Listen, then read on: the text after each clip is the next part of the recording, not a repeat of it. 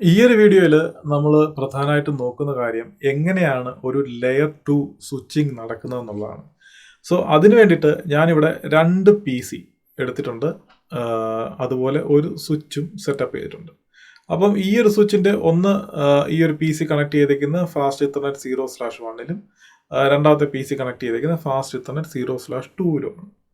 അപ്പം ഈ ഒരു സ്വിച്ച് എടുത്ത് നോക്കിയാൽ നമുക്ക് ഇപ്പോൾ രണ്ട് ഇൻ്റർഫേസും അപ്പ് കാണിക്കുന്നുണ്ട്. അതാ ഇവിടെ ചേഞ്ച്ഡ് അപ്പ് എന്ന് പറഞ്ഞ് കാണിക്കുന്നുണ്ട്. അപ്പോൾ നമുക്ക് സ്വിച്ചിൽ എന്താ സംഭവിച്ചതെന്ന് നമുക്ക് നോക്കാം. സ്വിച്ചിൽ കമ്മ്യൂണിക്കേഷൻ നടക്കണമെന്നുണ്ടെങ്കിൽ ജനറലി മാക് അഡ്രസ് ബേസ് ചെയ്തിട്ടാണ് കമ്മ്യൂണിക്കേഷൻ നടക്കുന്നത്. അപ്പം സ്വിച്ച് ഏതൊക്കെ മാക് അഡ്രസ് ലേൺ ചെയ്തിട്ടുണ്ടെന്ന് നോക്കാം. അതിന് ഷോ മാക് അഡ്രസ് ടേബിൾ എന്ന് പറഞ്ഞ് ചെക്ക് ചെയ്ത് കഴിഞ്ഞാൽ ഇവിടെ നമുക്ക് മാക് അഡ്രസ് ഏതൊക്കെയാണ് സ്വിച്ച് ലേൺ ചെയ്തതെന്നുള്ളത് കാണിക്കും. ഓക്കെ, ഇപ്പം നിലവിലെ സ്വിച്ച് മാക് അഡ്രസ്സുകളൊന്നും ലേൺ ചെയ്തിട്ടില്ല. കാരണം ഈ ഒരു PCകളൊന്നും കമ്മ്യൂണിക്കേഷൻ സ്റ്റാർട്ട് ചെയ്തിട്ടില്ല. അതുകൊണ്ടാണ് സ്വിച്ച് മാക് അഡ്രസ് ഒന്നും ലേൺ ചെയ്യാത്തത്.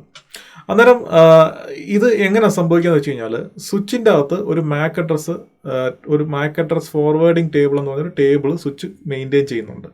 അന്നേരം ഈ ഫോർവേഡിംഗ് ടേബിളിൻ്റെ അകത്ത് സ്വിച്ചിൻ്റെ ഓരോ പോർട്ടിലും ഏതൊക്കെ മാക് അഡ്രസ് ആണ് ലേൺ ആയേക്കുന്നത്. സോ മാക് അഡ്രസ് എങ്ങനെ ലേൺ ആകുന്ന വെച്ച് കഴിഞ്ഞാൽ ഈ കണക്റ്റഡ് ആയിട്ടുള്ള ഡിവൈസ് ഈ ഒരു സ്വിച്ചുമായിട്ട് കമ്മ്യൂണിക്കേഷൻ സ്റ്റാർട്ട് ചെയ്യുമ്പോഴാണ് ഇവിടെ മാക് അഡ്രസ് ലേൺ ആകുന്നത്. സോ അങ്ങനെ ലേൺ ആകുന്ന മാക് അഡ്രസ് വെച്ചിട്ട് സ്വിച്ച് ആ ഒരു ടേബിൾ അപ്ഡേറ്റ് ചെയ്തുകൊണ്ടേയിരിക്കും. എപ്പോഴും ഈ ടേബിൾ എപ്പോഴും സ്വിച്ച് അപ് ടു ഡേറ്റ് ആയിട്ട് വെക്കാൻ എപ്പോഴും ശ്രമിക്കും. കാരണം സ്വിച്ച് ഒരു ട്രാഫിക് ഫോർവേഡ് ചെയ്യണമെങ്കിൽ ഒരു ഫ്രെയിം ഫോർവേഡ് ചെയ്യണമെന്നുണ്ടെങ്കിൽ സ്വിച്ചിനെ സംബന്ധിച്ചിടത്തോളം മാക് അഡ്രസ് നിർബന്ധമാണ്. കാരണം മാക് അഡ്രസ് ഇപ്പോൾ സ്വിച്ച് ഈ ഒരു പോർട്ട് ഫാസ്റ്റ് ഇത്തർനെറ്റ് 0/1ൽ ഒരു മാക് അഡ്രസ് സ്വിച്ച് ലേൺ ചെയ്താൽ ഈ ഒരു ഫാസ്റ്റ് ഇത്തർനെറ്റ് 0/1ലോട്ട് വരുന്ന എല്ലാ ട്രാഫിക്കും ഈ വഴി തന്നെ സ്വിച്ച് ഫോർവേഡ് ചെയ്യും. അതുപോലെ ഈ ഒരു PCയോട്ട് കണക്ട് ചെയ്യണമെന്നുണ്ടെങ്കിൽ ഈ PCയുടെ IP അഡ്രസ്സ് വെച്ചിട്ട് ഇപ്പം ഞാൻ ഈ ഒരു PC ഞാൻ പിങ് കൊടുക്കുകയാണ്. പിങ് കൊടുക്കുമ്പോൾ ഈ ഒരു PCയുടെ IP അഡ്രസ്സ് വെച്ചിട്ടാണ് പിങ് കൊടുക്കുന്നത്. അപ്പം നിലവിലെ ഈ ഒരു PCകളും അല്ലെങ്കിൽ ഡിവൈസുകളും ആർപ്പ് അല്ലെങ്കിൽ മാക് അഡ്രസ് ടേബിൾ മെയിൻറ്റെയിൻ ചെയ്യും. എന്നിട്ട് ഈ PC എന്ത് കൊടുക്കും, ഞാൻ കൊടുക്കുന്ന പിങ്ങിന് ആ ഒരു IPയുടെ ആർപ്പ് ഇവിടെ ഉണ്ടോ എന്ന് നോക്കും. അല്ലെങ്കിൽ IPക്ക് ഒരു മാക് അഡ്രസ് എൻട്രി ഉണ്ടോ എന്ന് ഈ ഒരു PC ചെക്ക് ചെയ്യും. ഇൻ കേസ് ആ ഒരു എൻട്രി ഇല്ല എന്നുണ്ടെങ്കിൽ PC എന്ത് കൊടുക്കും, ജസ്റ്റ് ഒരു ഫോർവേഡ് അടിക്കും ഈ ഒരു സ്വിച്ചിലോട്ട്. എനിക്ക് ഈ ഒരു IPക്കുള്ള മാക് അഡ്രസ് കണ്ടുപിടിക്കണം എന്ന് പറഞ്ഞാൽ അതിനെയാണ് ആർപ്പ് എന്ന് പറയുന്നത്. അതൊരു ലെയർ 2 പ്രോട്ടോക്കോളാണ്. അപ്പോൾ സ്വിച്ച് വർക്ക് ചെയ്യുന്ന ലെയർ 2ലാണ്.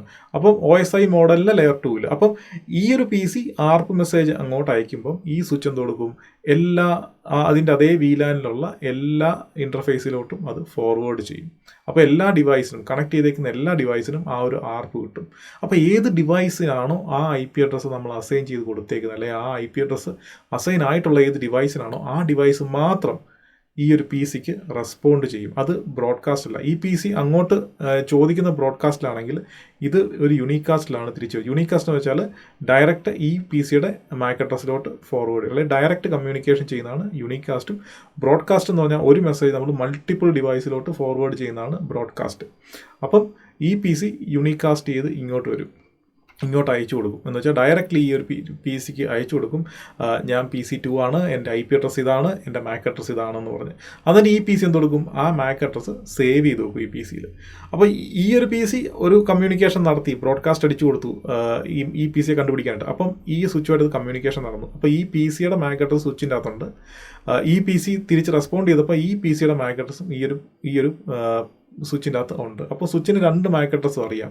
അന്നേരം ഈ ഒരു PC ഇനി പിങ് സ്റ്റാർട്ട് ചെയ്യുമ്പോഴത്തേനും ഈ ഒരു മാക് അഡ്രസ്സിലോട്ട്, ഇതിൻ്റെ മാക് അഡ്രസ്സിലോട്ടാണ് ആ ഒരു ട്രാഫിക് ഫോർവേഡ് ആകുന്നത്. അപ്പം ആ ഒരു മാക് അഡ്രസ്സ് നോക്കിയിട്ട് ഈ ഒരു സ്വിച്ച് ഇങ്ങോട്ട് ഫോർവേഡ് ആകും. അപ്പോൾ സ്വിച്ചിനെ സംബന്ധിച്ചോളം സ്വിച്ച് IP അഡ്രസ്സിൻ്റെ എൻട്രി സ്റ്റോർ ചെയ്ത് വെക്കത്തില്ല. ലെയർ 2 സ്വിച്ചസ് ഒന്നും മാക് അഡ്രസ്സിൻ്റെ എൻട്രികളാണ് സ്റ്റോർ ചെയ്ത് വെക്കുന്നു. അത് വെച്ചിട്ടൊരു ഫോർവേഡിങ് ടേബിളാണ് ക്രിയേറ്റ് ചെയ്യുന്നത്. അന്നേരം ഇവിടെ ഇപ്പോൾ നിലവിലെ കമ്മ്യൂണിക്കേഷൻ ഒന്നും സ്റ്റാർട്ട് ചെയ്തിട്ടില്ല. കാരണം ഇവിടെ ഞാൻ IP അഡ്രസ്സ് ഒന്നും സെറ്റ് ചെയ്ത് കൊടുത്തിട്ടില്ല ഈ ഡിവൈസിനുള്ള. എല്ലാം സ്റ്റാറ്റിക് IP ആണ് വെച്ചിരിക്കുന്നത്. അതുകൊണ്ട് തന്നെ ഒരു കമ്മ്യൂണിക്കേഷൻ അവിടെ സ്റ്റാർട്ട് ചെയ്യാനുള്ള സംഭവങ്ങളൊന്നുമില്ല. അപ്പം നമുക്ക് ഇതൊന്നുകൂടെ ഒന്ന് റൺ ചെയ്ത് നോക്കാം. ഈ ഒരു കമാൻഡ് എൻ്റർ അടിച്ചു, ഇവിടെ ഇപ്പോഴും വന്നിട്ടില്ല. അപ്പം ഞാൻ ഈ ഒരു PC ഓപ്പൺ ആക്കിയിട്ട് ഇതിൻ്റെ IP സെറ്റിങ്സിൽ പോയിട്ട് ഞാനിവിടെ DSCP ആക്കി കൊടുക്കുക. അപ്പം DHCP ആയി കൊടുത്തു കഴിഞ്ഞാൽ ഉറപ്പായിട്ടും ഒരു DHCPയുടെ ഒരു ബ്രോഡ്കാസ്റ്റ് മെസ്സേജാണ് ആദ്യം ഈ ഒരു PC അയക്കുന്നത്. കാരണം DHCP സെർവറിനെ കണ്ടുപിടിക്കണം. സോ ഇതിന് IP അഡ്രസ് ഇല്ല കമ്മ്യൂണിക്കേറ്റ് ചെയ്യാനായിട്ട്. സോ ഇതൊരു ബ്രോഡ്കാസ്റ്റ് അയക്കും. അപ്പോൾ ഈ സ്വിച്ച് എന്ത് കൊടുക്കും? ആ ബ്രോഡ്കാസ്റ്റ് ഈ പർട്ടിക്കുലർ VLANലുള്ള എല്ലാ ഡിവൈസിനോടും ഫോർവേഡ് ചെയ്യും. അന്നേരം ഏത് ഡിവൈസാണോ DHCP കോൺഫിഗർ ചെയ്തേക്കുന്നത്, അല്ലെങ്കിൽ DHCP ഫോർവേഡർ കോൺഫിഗർ ചെയ്തേക്കുന്നത്, ആ ഡിവൈസ് റെസ്പോണ്ട് ചെയ്യും. അല്ലെങ്കിൽ ഇപ്പോൾ ഫോർവേഡർ ആണെങ്കിൽ അത് നേരെ ആ മെസ്സേജ് നേരെ DHCP സെർവറിന് ഫോർവേഡ് ചെയ്തിട്ട് ആ DHCP സെർവർ റിപ്ലൈ തരുന്ന മെസ്സേജ് ആ ഫോർവേഡർ ഇതിലോട്ട് തിരിച്ച് അയച്ചു കൊടുക്കും. സോ അങ്ങനെ വരുമ്പോൾ ഒരു കമ്മ്യൂണിക്കേഷൻ അവിടെ സ്റ്റാർട്ടായി. അപ്പോൾ ഈ ഒരു PCയുടെ MAC അഡ്രസ്സ് ഈ ഒരു സ്വിച്ചിൽ വരും. അപ്പോൾ നമുക്ക് ഇവിടെ ജസ്റ്റ് നമുക്ക് നോക്കാം. അതേ കമാൻഡ് തന്നെ തിരിച്ചൊന്നുകൂടെ റൺ ചെയ്ത് നോക്കാം. കണ്ടോ, ഇവിടെ ആ ഒരു MAC അഡ്രസ്സ് കിട്ടി.